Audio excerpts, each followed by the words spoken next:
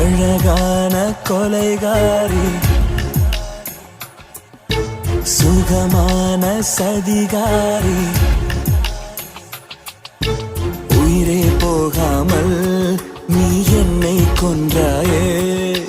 அசைந்தாடும் சிலையானே, மனம் தாக்கும் மலையானே,